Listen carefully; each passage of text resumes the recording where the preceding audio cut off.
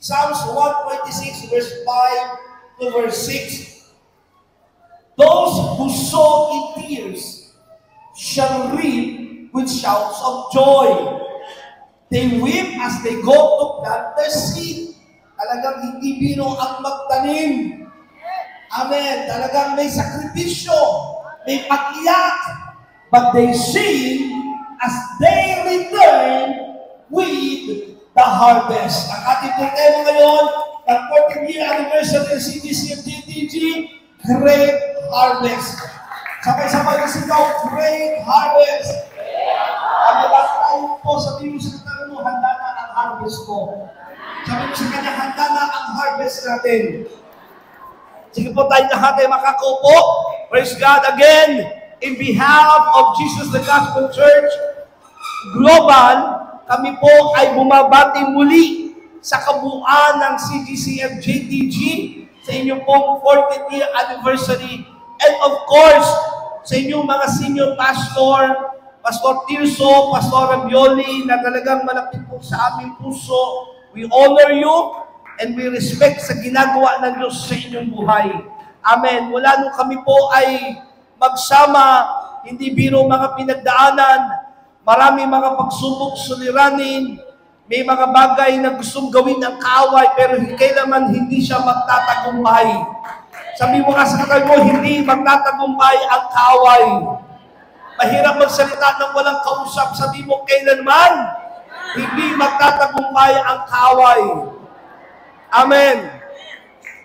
So kaya po, alam kong naniniwala ko na pinayagan ng Diyos sa mga bagay na pinagdaanan din ng iglesyang ito for the past season kasi meron ng great harvest na gagawin ng Diyos sa inyo. Nandiyan kayo? At lagi ko pong sinasabi tuwing anniversary ang mga katagang ito. As we celebrate the anniversary, we don't just celebrate what God has done in the past. But celebration or anniversary is also a declaration of what God will do in this season. And this season, ang inyong kiniklaim as a church is great harvest. Hello? Sabihin mo nga sa katabi mo, great harvest. Now, balikan natin yung ating teksto ngayon sa Psalms 126, verse 5 to 6. Ito po, nakikinig mo ba kayong lahat? Hindi po mahaba ang preaching ni Pastor ngayon. But I want to declare something para sa great harvest na ito. Ito po ay salmo na inaawit ng mga Israelites. Naging kanta na po nila ito. Bagamat hindi natin alam paano yung tono, pero ito ay kanta ng pagpapasalamat na kung saan didideclare nila from captivity mula sa Babylon na sila ay makakalaya at babalik sa Jerusalem. Yung tinutukoy po rito ng salmo na those who sow in tears shall reap with shouts of joy. Ito po yung sitwasyon na kung saan, ay gusto ko lang muna kayo ilagay doon sa konteksto nitong talatang ito, na kung saan sila po ay bihag ng Babylonia. Marami ang umiiyak sa kanila. Marami sa kanila ang dumadaing sa Diyos sa kanilang sitwasyon. Pero may pangako ang Panginoon, they weep as they go to plant the seed. But they sing as they return with the harvest. And praise the Lord, that declaration of Israelites ay sinagot ng Panginoon. Na nung balik po sila sa Jerusalem, naitayong muli ang muog, nandiyan kayo? At nagkaroon po ng madakilang pagkilos ng Diyos sa bayang Israel. Now, naman, kaya po naging verse nito ng anniversary is yung salitang, they sing as they return with the harvest. May mga nakaraang pag-iyak, may mga nakaraang mga pagtitiis. May kausap ko ba ako ngayon? CGCF, may mga nakaraang pagsubok kayong hinarap, pero hindi babaliwalain ng Diyos ang inyong mga itinanim. Babalik muli ang kasiglahan, babalik muli ang mga tawanan, ang mga halakhakan, ang pagsa-celebrate, because there will be a great harvest na gagawin ang Diyos sa inyo. At sabi mo sa katabi mo, amen to that.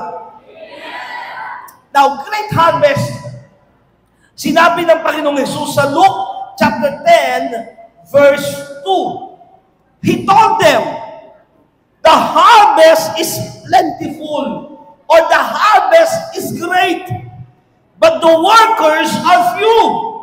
Ask the Lord of the harvest, therefore, to send out workers into His harvest field. Ilang mga bagay po na gusto kong bigyan ng pansin dito sa Luke chapter 10, verse 2. The harvest is plentiful. Pakipindot. Ang aanihin ay marami. Sige, pakipindot po. Next slide. Taas po kayo. Luke 10:2. Luke 10:2 pa rin ako. The workers are few. Ask the Lord of the harvest, send out workers into His harvest field. Kung i-dissect ho natin, yung sinabi ng Panginoong Yesus sa Luke chapter 2, verse 10, verse 2, the harvest is plentiful. Sabi nga natin, the harvest is plentiful. And totoo lang naman po, mga kapatid, kung ang pinag-uusapan natin dito ay pag-ani ng kaluluwa. As a local church, yan ang iyong tungkulin. Yan ang ating dapat ginagawa. Hello? Hindi naman tayo nagtatanim ng palay, hindi tayo nagtatanim ng mais. Ang ating itinatanim ay ang salita ng Diyos. Na dapat umani tayo at ang sabi ng Panginoon, ang aanihin ay napakarami. But the workers are few. Sabay-sabay nga natin sabihin, the workers are few. Ngunit kakaunti ang manggagawa. Kaya sabi doon, ask the Lord of the harvest. Manalangin kayo sa may-ari ng bukirin. Send out workers into His harvest field. At manalangin kayo na pagpapadala ng marami pang manggagawa upang sila ay umani. Hello? Now, CGCF, inuulit ko, no? Hindi lang ito celebration ngayon, but this is also a declaration. You are declaring, and I'm here to confirm that declaration. I'm here to be one of that faith. Handa na ang harvest para sa inyo. The harvest is plentiful, pero kailangan ng maraming manggagawa. Hindi natin kailangan sa huling panahon ito ng mga manggagawa. Kailangan ng manggagawa. Hello? Kaya tayo mga pastor, wag tayong hihinto ng mag-raise ng marami mga manggagawa na aani sa huling panahon. At ang sumunod, ask the Lord of the harvest. Ano ibig sabihin doon? Kailangan samahan ng panalangin. Sabi sa katabi mo, samahan ng panalangin. I believe great harvest ay nangangailangan ng great prayer. Hello? Kung titignan niyo po ang lahat ng revival from 1700 hanggang sa pumasok itong 1900s, mga kapatid, lahat ng mga revival na nangyari sa Azusa Revival at sa lahat pa ng mga history ng revival ay laging may mga lalaki at babaeng nananalangin. There is always man and woman of God that are praying. Kaya sabi doon, ask the Lord of the harvest. So, CGCF, di kayo lahat sa akin, mga manggagawa, mga pastor at leaders ng church na ito, i-intensify nyo pa ang inyong panalangin sa Diyos. Parang wala akong kausap pa. Bakit pa madaling mag-imbita kapag swimming at kainan? Pero kapag prayer ang pag-uusapan, napakahirap mag-umatin. Pero kung hinihingi natin great harvest, sabi nun, ask the Lord of the harvest, ibig sabihin, manalangin kayo. Walang great revival na mangyayari, walang great harvest kung hindi tayo luluhod, hindi tayo tatawag sa Diyos, at kung hindi tayo mananalangin sa Kanya. Amen? And then, kapag ka nagpadala na si Lord ng mga manggagawa, this is the next na kailangan gawin ng mga pastor. Train them. Na isang araw, they will be sent out as the workers in the field that will harvest the field. Kailangan i-train natin ang mga manggagawa. At kapag nakita natin ang Diyos ay kumikilos sa iglesia, alam niyo po, hindi mahirap ang church ay lumago. Kasi pinangako ng Diyos yan eh. Isaiah chapter 60 verse 22, a little one shall become 1,000, and a small one a strong nation. I, the Lord, will make it happen. Siya pala ang kikilos. Ang kailangan lang talagang gawin natin, manalangin. Hello? Sino rin umaattend ng mga prayer night ng church na ito? Taas ang kamay. Mga umaattend ng mga prayer gathering ng CGCF, sumigaw ng amen. Kailangan pagka mayroong patawag ang inyong mga pastor ng panalangin, kailangan daluhan ninyo yan. Sa mga manggagawa naman, sa mga leaders ng church nito, i-intensify pa yung panalangin. Hello? Ngayon, ang Manila ay mag-anniversary din po. Plug-in na rin po. Sa May 25, na kung saan I will going to celebrate 15 years naman ng Manila, ng JTG Manila. At ang ating tema is Winning Manila. Well, parang great harvest din. Pero hindi namin, we want to win Manila for Jesus. Ano yung nire-require sa amin ni Lord din? Prayer. Yun lang talaga, kailangan talagang lumuhod. Tumawag sa Diyos. Kasi marami ani. Pero kung hindi tayo palalakasin ng Diyos, kung hindi niya tayo sasamahan, kung hindi niya tayo dadagdagan na kanyang kapangyarihan, wala tayong magagawa. Kasi sabi niyan, I, the Lord, will make it happen. Siya ang gagawa. Hello? Kaya kailangan po, kung titignan natin ang Biblia, kung meron man po na number one, na nakapag-great harvest, na kung saan ay nakakuha ng multitudes, no? Nakapakinig ng katuruan tungkol sa kaharian ng langit, walang iba kundi ang ating Panginoong Hesus.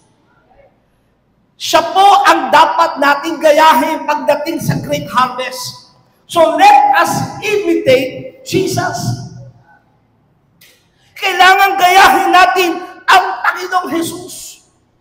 Ang Panginoong Hesus, isang quality na meron sa Kanya, ay kung papansinin natin, sabi niya, wala akong ginagawa ng hindi sinasabi ng Ama. Wala akong sinasabi ng hindi pinasasabi ng Ama. He is dependent sa pagkilos ng Banal Espiritu sa Ama.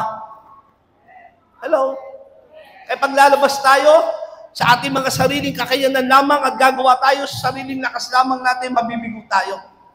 Kailangan natin gayahin ang Panginoong Hesus. Sinabi ni Pablo, imitate me as I imitate Christ. Now, Jesus' qualities that winning the multitudes. Ano ba yung qualities na meron sa Panginoong Hesus? Basahin mo natin itong mabilis. Matthew 14, verse 13 to 16. At may makukuha tayong lesson dito. Because when praying for great harvest, great multitude na madala sa Panginoon, walang ibang effective na makikita natin sa Bible na nakapagdala ng great multitudes ay ang Panginoong Hesus. At ito ang sabi ng Mateo 14, 13 hanggang 16. When Jesus heard what had happened, He withdrew by boat privately to a solitary place. Hearing of this, listen to this, the crowds followed Him on foot from the towns. Ang marinig niyan si Jesus ay nasa isang isla. Ang mga tao, pinilit pa rin pumunta. Sila ay naglakad ng malayo. Mapuntahan lang kung nasan si Jesus. And Jesus went forth and saw a great multitude and was moved with compassion toward them. And He healed their sick. And it was evening. His disciple came to Him saying, this is a desert place, and the time is now past. Send the multitudes away, that they may go into the villages and buy themselves victuals or foods. But Jesus said to them, they do not need to go away. You give them something to eat. Mula sa mga talatang ito, mga kapatid, titignan natin, ano ba yung qualities na meron sa Panginoong Hesus? Bakit siya nagkaroon ng great harvest of the multitudes? O pinupuntahan siya ng marami mga tao. Matthew 14, verse 13. Hearing of this, the crowd followed Him on foot from the towns. Sinusundan siya ng mga tao. Why? Bakit pindo? Jesus' anointing made the multitudes follow Him. Angat pa, angat. Ulitin ko po Jesus' anointing make the multitudes follow Him. Hello? Ang anointing po ang dahilan bakit ang mga tao ay nag-draw near sa ating Panginoong Yesus. Walang ibang dahilan kundi yung kapangyarihan kumikilos sa ating Panginoong Yesus. Maraming magaling magturo kung pagtuturo lang ang pag-uusapan. Kung ang gagawin lang natin, pagalingan ng tungtugan ang magiging dahilan para mag-draw ng tao, mas maraming magagaling na tungtog. Mas maraming magagaling na mga kumakanta at mga sumasayaw. Pero listen, kung gusto natin mawin ang multitude, CDCF, kung gusto natin magkaroon ng great harvest of soul, kailangan ng anointing. Hello? Why? Anointing is the best advertising and still best to gather people. KKG Church, listen to me. Nang maitayo ang Jesus the Gospel sa pangunguna ng ating Bishop Boy Ramos, Bishop Mami Metusel Ramos, wala namang pong sistema noon. Walang G12, walang cell grouping. Ano yung anong meron lang doon? Pag-iyak, pagtawag sa Diyos, talagang pangangaral ng salita ng Panginoon. Yung pagsama ng Diyos at kaya lumago ang Jesus the Gospel. Hindi po dahil maganda yung lugar namin. Ang lugar ng Jesus the Gospel magsisimula, nasa palengke lang. Mainit pa. Ang mga instrumento, hindi magaganda. Pero bakit nandoon yung pagsama ng Diyos kaya lumago ang church? Amen? Nandoon yung anointing. Hindi po yan sa sistema, kundi nasa anointing. Hello? Matthew 14, verse 14, letter A, and Jesus went forth and saw a great multitude. Jesus saw the crowd, the multitude. Ito kailangan natin gayahin sa Panginoong Jesus. Si Jesus, pakipindot, nakikita niya. Hello? Ang crowd. Nakikita niya ang multitudes. Nakikita niya ang dami aanihin. Minsan kasi tayo mga pastor, o usapin, pastor ang nakikita lang natin problema ng church, kakulangan ng pera ng church, problema sa leadership, problema sa isang tupa, at doon na lang tayo nakatingin sa kanila. Doon na lang yung ating pinuproblema. Kaysa wala kasi tayong magandang lugar. Kaysa wala tayong magagandang mga upuan. Hello? Pero si Jesus, ano nakita niya? He saw the crowd. He saw the multitudes. Ano sabi ng Panginoon Jesus? John 4:35. Do you not say there are yet 4 months? Then comes the harvest? Look! Sabi nga natin, look! Again, sabi sa katabi mo, look! Tumingin ka. I tell you, lift up your eyes and see. Kailangan makita natin si GCF, mga manggagawa, maraming aanihin. Nakikita mo ba? Problema ng marami sa ating manggagawa Ang nakikita mo lang, lagi problema mo Hello? Nakikita mo lang lagi kung ano yung pangangailangan mo. May kausap po ba ako rito? Ano yung maibibigay ng church sa akin? Ano yung maitutulong ng simbahan sa akin? Kaya minsan hindi tayo nagagamit ng Diyos sa ibang tao kasi, hallelujah. Hindi po ako galit, Kasi lagi na lang tayo nakatingin sa sarili natin. Pero si Jesus, kaya niya na-win ng maraming tao, na pinuputasan ng maraming tao kasi nandoon nakikita niya ang tao. Nakikita niya. Hello? So CDCF, look, lift up your eyes and see that the fields are white for harvest. Etong CDCF JTG, marami pa kayong aanihin kay Lord. Marami pang itatayong simbahan. Marami pang hindi-disciple na mga manggagawa. Marami pang mawiwing na mga kabataan. Marami pang ayusin ng mga pamilya para wala akong kausap ngayon. Marami pang pagkagaling ng mga sakit, may sakit karamdaman. Marami pang sisend out ng mga misyonaryo. Pero makita natin yung pangangailangan ng mga tao. Hello? Amen? At kailangan itaas natin yung vision. Nakakatawa itong CGCF, mataas ang pangitain, patuloy kayo nagtatayo ng mga simbahan, at narinig ko, magsisimula na ang mga churches ninyo sa ibang bansa. Nag-aay na kayo sa Japan. Meron pa sa Canada po ba yun? Ha? Ano ba yung bansang tinitignan ninyo? Kung tayo mangangarap ng great harvest, huwag lang sa ating maliit na community. Palakihin pa natin. Hello? Siguro, 4 years ago na nag-declare po kami sa Manila ng 10 city church. At alam niyo po, for the glory of God, 6 na po ang nasimulan mula ng 4 years. Then we prayed, Lord, bigyan mo kami ng 5 outreach sa abroad. Nakapagsimula na po tayo ng isa sa Israel. Nandiyan kayo? Lord, we want to conquer Manila for Jesus. May 6 na distrito. Praise God, nakapagsimula na tayo sa District 3. Ngayon, malapit na po makapagsimula sa iba pang distrito. Kailangan kasi itaas natin yung pangitain. Jesus' vision is for the world. Pakipindot. Ang pangitain ng Panginoong Yesus ay hindi lang pang-Israel. 1 Timothy chapter 2 verse 4, ibig niyang ang lahat ng tao ay maligtas at makalam ng katotohanan nito. Sapagkat iisa ang Diyos sa tanging si Jesucristo lamang ang taong tagapamagitan sa atin at sa Diyos. Ang ibig ng Panginoong Diyos ay maligtas ang lahat ng tao, anumang lahi, anuman ng background. Hello? So CGCF, Great Harvest, wag lang sa Dasma, wag lang sa Cavite. Hello? Wag lang sa Bulacan. Buksan niyo ang iyong mga mata. Saan pa kayo pinapadala ng Panginoon? Just go and harvest that field.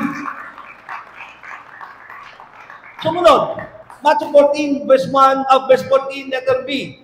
And was moved with compassion toward them or towards the multitudes. And He healed their sick. Hindi lang nakita ni Jesus ang tao, ay napakadami pala. Kundi, Jesus was moved with compassion. Don't just see the multitudes, but be moved with compassion.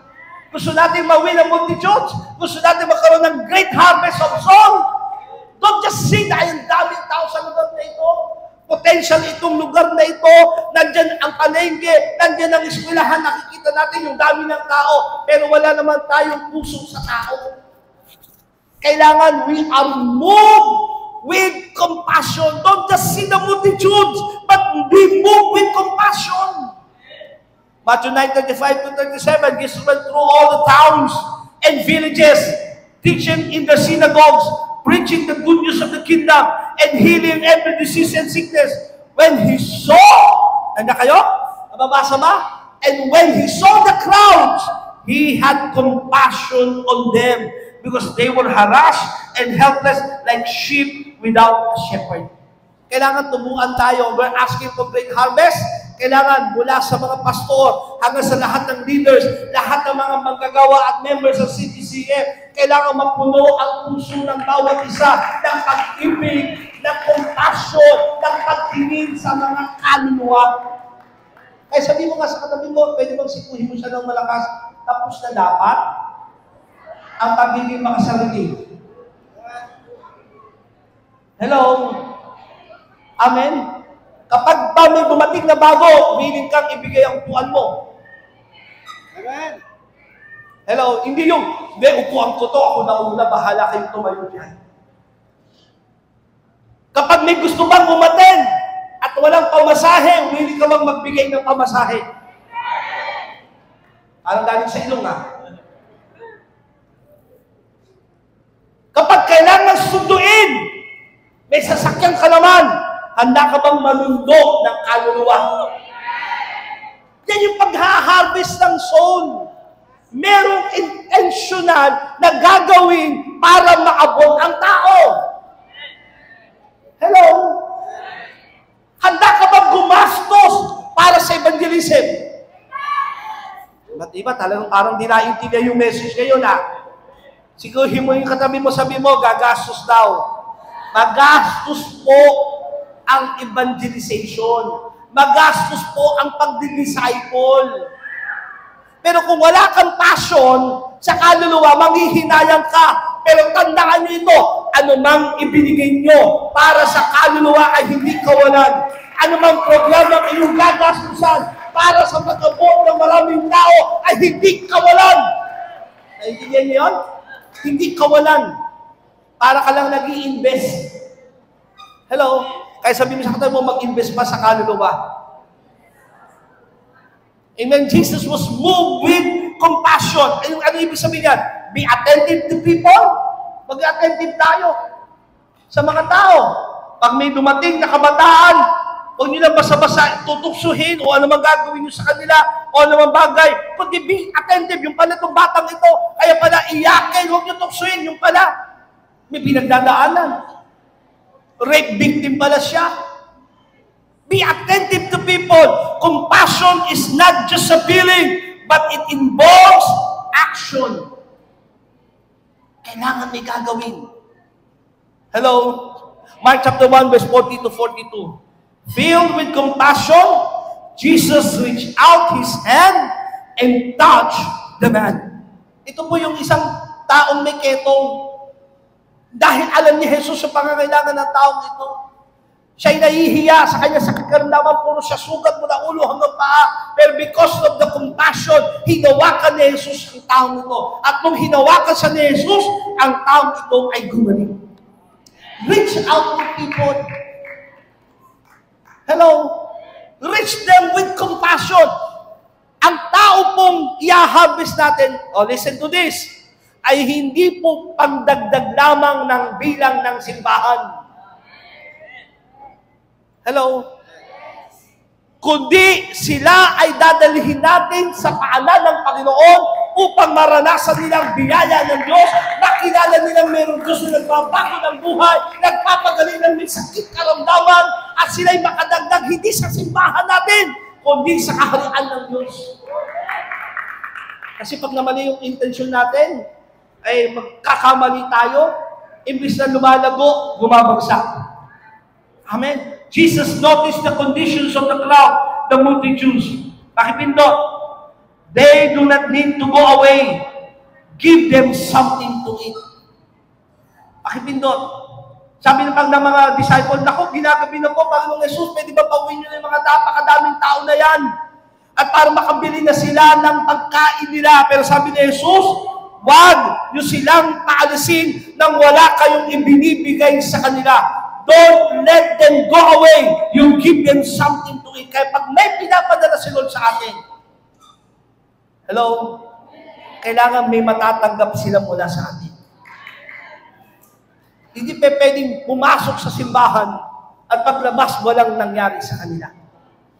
Kailangan meron silang tinanggap mula sa Panginoon. Ginamit ka ng Diyos sa kanila. Yan ay maaaring salita ng Diyos. Maaaring yan ay yakap. Yan ay kamay. Yan ay pagtatapik. Yan ay pagkakamusta. Hello? Kailan ka huling nangamusta ng kapatiran? Kailan ka huling nag-encourage sa kapatiran? Kailan ka huling dumukot ng pera para sa pangangailangan ng kapatiran o ng mga taong dadalhin sa paanan ng Panginoon? Kailangan meron kang maibibigay sa kanila. Hello? Alam niyo, yung iba dyan, konting tapit lang pala, konting yakap lang, konting kamay lang, titigan mo sa mata, at sabi mo, mahal ka ng Panginoon, nandito ako para tulungan ka. Aba, ang saya na ng pakiramdam nila, mabubornagin na talaga. Amen? So balikan natin, Luke 10 verse 2. The harvest is plentiful, the workers are few, as the Lord of the harvest, send out workers into His harvest field. Great harvest. Sabi nga natin ulit sabihin, great harvest. Na, i-declare ko po sa inyo, 4 na bagay na-reveal sa akin ni Lord habang nagpe-praise and worship tayo rito. Ano ang kailangan gawin ng CGCF for great harvest? Great harvest needs great revelation from the Word of God. Mahalagang tanong, bakit nyo ba hinihingi ang great harvest? Is it a revelation from the Lord? Or it is just a desire na masabing marami tayo? Kasi it involves great harvest. Ang pangunguna ng Diyos, nandyan yung pagkilos ng Panginoon. Ano ba yung revelation ni Lord? Huwag tayong gagawa at kikilos ng hindi pinagagawa ng Panginoon. Pero pag sinabi ni Lord sa kanyang revelation, sa kanyang mga salita, itong gawin nyo, yun ang gawin natin. Nandun ang tagumpay. Hello? Yung Word of God, yun ang isang puso natin. Why? Yung Word of God na yun, yung binhi na yun ang magpuproduce ng maraming ani. Matthew 13 verse 23, the seed that fell on good soil represent those who truly hear and understand God's Word and produce a harvest of 30, 60, or even 100 times as much as has been planted. Now listen to this. Meron akong biglang revelation na kailangan ko sabihin sa inyo.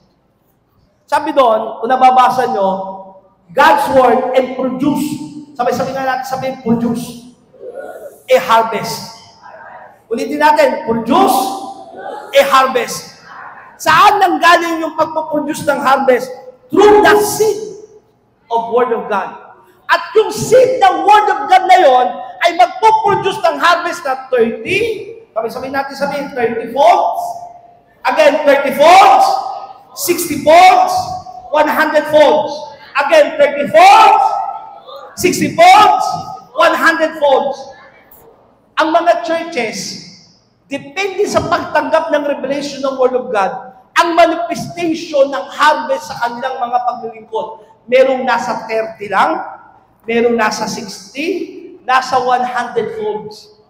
Kailangan maintindihan natin yung ano ba yung revelation ni Lord para makapag-produce sa atin ng hindi lang 30%, kundi 100% produce. Paano? Anong basihan ng pag-produce ng paramihan ng harvest? Yung kung saan naitanim ang seed, which is, sabi doon, and the seed that fell on the good soil. The good soil is the heart. Kaya sabi mo sa katabi mo, pagandahan ng puso ang labanan. CGCF, you're asking for great harvest. At kailangan natin ng great revelation. Ano ba gustong gawin ng Diyos sa inyo? Saan ba kayo pinadadirect ng Diyos? Kakanan ba? Kakaliwa? Diretso? O mag-stop? Ano yung kailangan ninyong gawin? Kailangan makatanggap tayo ng revelation kay Lord. At yung manifestation ng revelation, depende sa ganda ng puso. Hello? Pangalawa, great harvest ay nangangailangan ng great faith. Sabi nga natin, sabay-sabay natin sabihin, great faith. Believing God for impossible. Hello? Great harvest, Lord. Gawin mo sa amin ito, Panginoon. Kailangan na, Panginoon, ang dami ng mga naitanim. Ang dami ng mga nagawa para sa iyong kaharian. Lord, we receive your revelation. Ang tanong, naniniwala ka ba na kayang ibigay nito sa iyong great harvest? Now listen, kapag may declaration ang church, ng direksyon ng Panginoon at naniniwala kayo sa direksyon na yon, faith is always under attack. Laging aatakihin ang inyong pinapanampalatayanan. Hello? Kaya sabihin sa kata mo, kapit lang. The moment na ang church ay magseryoso sa great harvest, sa discipleship, pag-iyak at pagluhod kay Lord, may atake ang away. Because faith is always under attack. But it's time to stop trying to pray. It is saved by what you can see and what is within your reach. But it's time to go higher in the Lord. CGCF, maniwala pa kayo sa mas mataas na kayang gawin ng Diyos sa inyo. Hello? Nang bawat local churches ng CGCF ay mayroong 500, may 1,000 hina-harvest para sa kaharian ng Panginoon. Pero depende sa ganda ng puso na pinaglalagyan ng revelation ni Lord, ang harvest na yung tatagawin. Depende sa pinaniniwalaan yung salita ng Diyos. Gaano ba kayo naniniwala sa kayang gawin ng Diyos sa inyo? Hello? Ang hirap, totoo lang ha. Pagka we believe in great harvest, tapos nakikita mo yung church mo na kailangan lumipat ng mas malaki, tapos nakikita mo na magastos itong gagawin mo, palinisip mo, parang okay pa naman kami Okay muna, siguro mag-3 service muna, mag-4 na service. Nandiyan kayo? Pero great harvest needs great faith. Luke 1:37, for nothing will be impossible with God. Jesus the Gospel Churches, mga pastor, there is nothing impossible with God. Kaya tayo bigyan ng Diyos ng sarili nating building. Kaya tayo bigyan ng Diyos ng libo-libong mga tao. Daan-daan mga manggagawa para wala akong kausapin mo. Kaya tayo pagkatiwalaan ng Diyos ng mga milyonaryo. Kaya tayo bigyan ng Diyos ng mga tapat na mga manggagawa. Walang imposible ka, Lord. Nalilimitahan lang ang Diyos. Hindi dahil sa Kanya ang problema tayo. Hello? Kaya great harvest ay kailangan ng great faith. Hindi lang basta great faith, yung radical faith. Ano yung radical faith? I will believe big. I will pray big. I will step big. Through God, we will do the impossible. Pwede ba sabay-sabay natin sabihin niya, nakataas ang ating kamay? 1, 2, 3, go. I will believe big.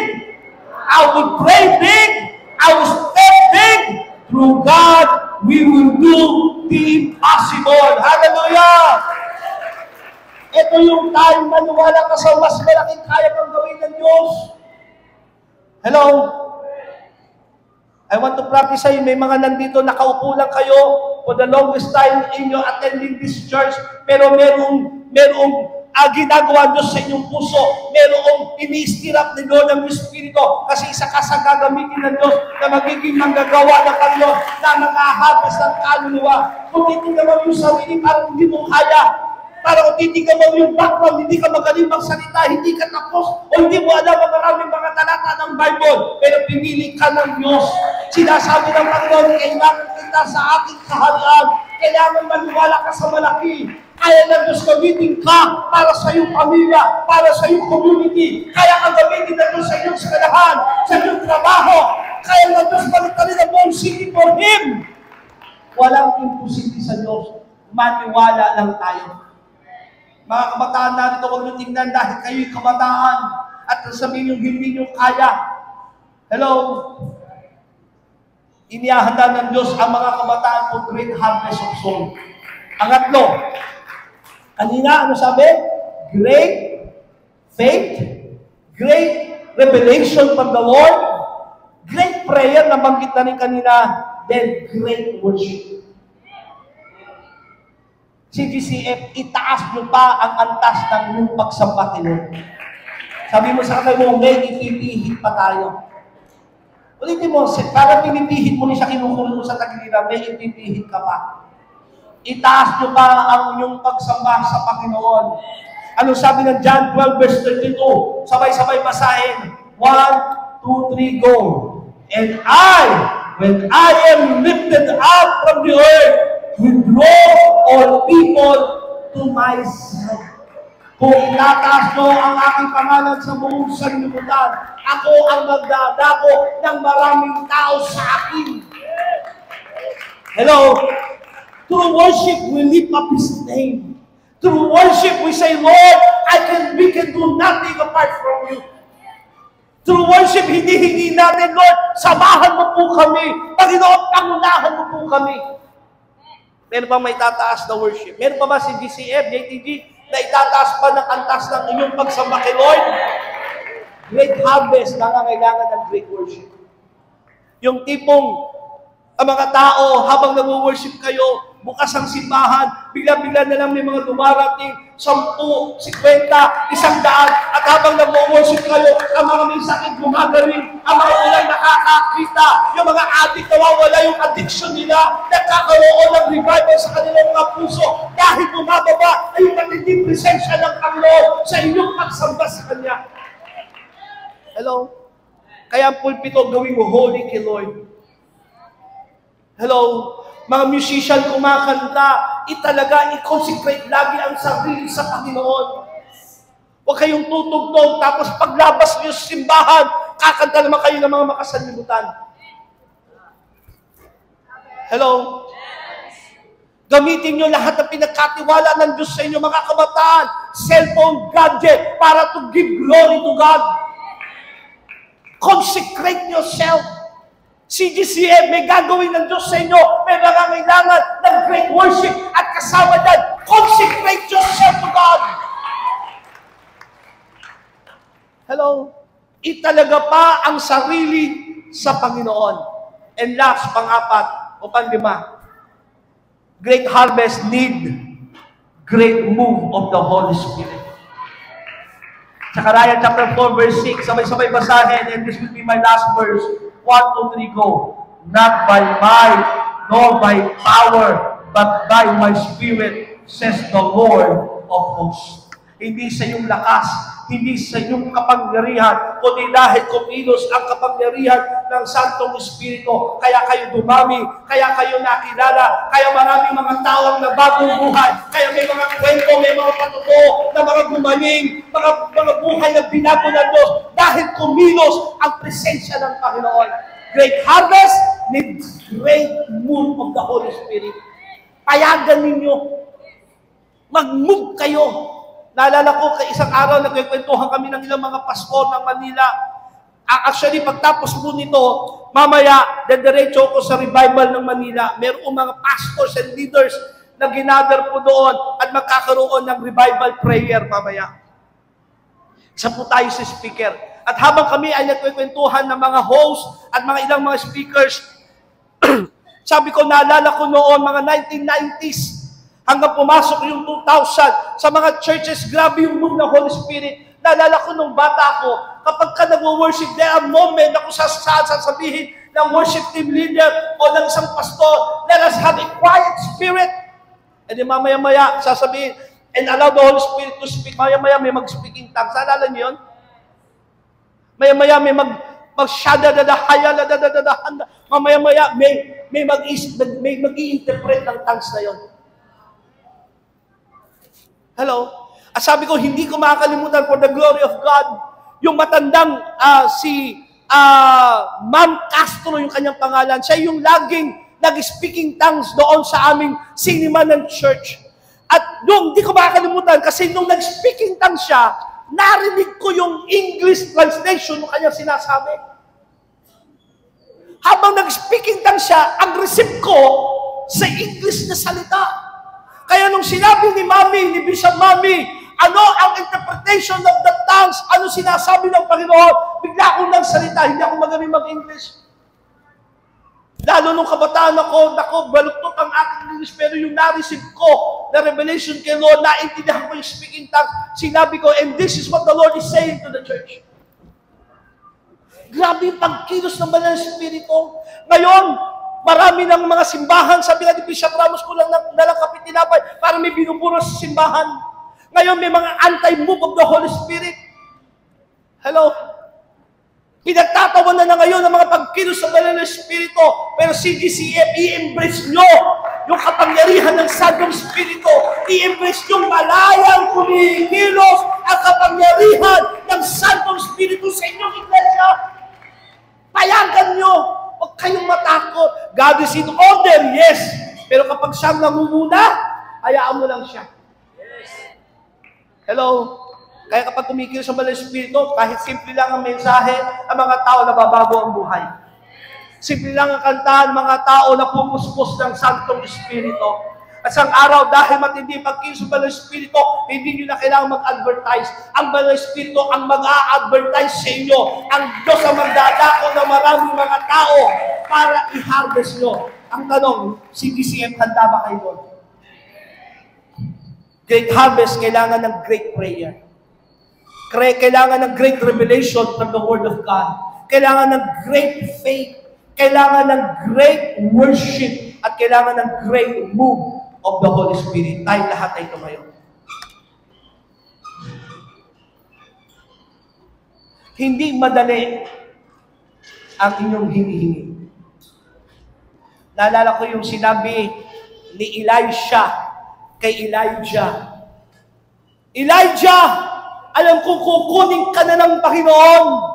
Kaya sama siya ng sama eh. Sabi ni Elijah, ano bang gusto mo? Bakit ka ba ng sama sa akin? What do you want from me? Then Elisha said, I want the double portion of your anointing. Ano sinabi ni Elijah? You're asking a very difficult thing. Ang hinihingi mo ay hindi madali. Si GCF, Great Harvest, hindi madali ang hinihingi mo. Kayo yung paglalagyan ng harvest na yon. Ready ba kayo for that? Do you have that heart, that compassion like Jesus? Meron ba kayong puso para sa kanila? Kailangan ng great prayer. Kailangan ng great move of the Holy Spirit. Kailangan ng great faith. Kailangan ng great worship. At kung makikita ng Diyos ang ating puso na siyang lalagyan ng revelation ni Lord, you will produce not only 30 folds, not only 60 folds, but be ready. You can produce 100 folds. For His glory. Come on, purihin natin ang Diyos sa oras na ito.